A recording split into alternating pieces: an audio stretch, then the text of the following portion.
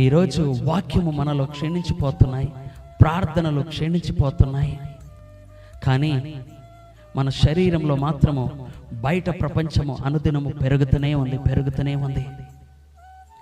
బయట వస్తువులు మనకు ప్రభావితము చేస్తున్నాయి, బయట మాటలు మనకు ప్రభావితము చేస్తున్నాయి, బయట లక్షణాలు మనకు ప్రభావితం చేస్తున్నాయి, బయట ప్రేమ మనకు ఆకర్షణ చేస్తుంది, బయట వస్తువులు మనకు ప్రభావితం చేస్తున్నాయి, ఇన్ఫ్లుయెన్స్ చేస్తుంది.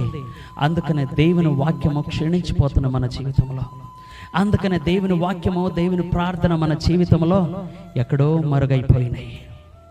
ఈ రోజుల్లో నిజంగా లోతుగా మనం ఆలోచించాల్సిన విషయం. ఆలోచిస్తే కన్నీళ్ళు ఆగవండి.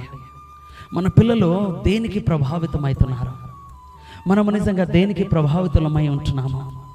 చెడు స్నేహము, చెడు లోకము, చెడు పాపము, వాటికి వెంబడిస్తున్నాము. ఎక్కడైనా దేవుని వాక్యము మనకు ప్రభావితం చేస్తుందా? ఇన్ఫ్లుయెన్స్ చేస్తుందా? ఒకవేళ అది నిన్ను ఇన్ఫ్లుయెన్స్ చేస్తుంది అంటే, అది మనకి ఏదైనా నేర్పిస్తుంది అంటే, ఆ వాక్యం మన జీవితంలో ఏదైనా బాగు చేస్తుంది అంటే, అది నువ్వు నమ్మినట్లయితే లోకాన్ని నువ్వు విడిచిపెడతావు, లోక ఆశను విడిచిపెడతావు, లోక మాటలను విడిచిపెడతావు. కానీ ఈరోజు ఏదైనా చిన్న చిన్న విషయాలు జరుగుతున్నాయి అంటే, మనము ఎందుకు దేవుని వాక్యము దగ్గర కూర్చోము?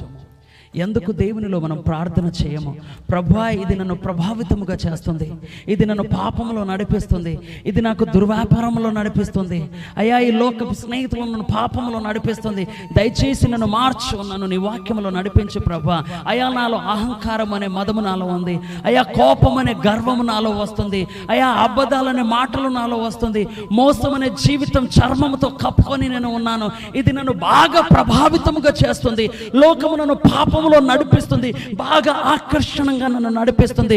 ప్రభువా, నన్ను నీ వాక్యము వైపున తిప్పు ప్రభువా, నన్ను నీ ప్రార్థన వైపున తిప్పు ప్రభువా, నన్ను నీ గద్దింపు వైపున తిప్పు ప్రభువా, నీ సన్నిధి వైపు నా మనసును త్రిప్పు ప్రభువా అని ఎక్కడైనా మనము ప్రార్థన చేస్తున్నామా?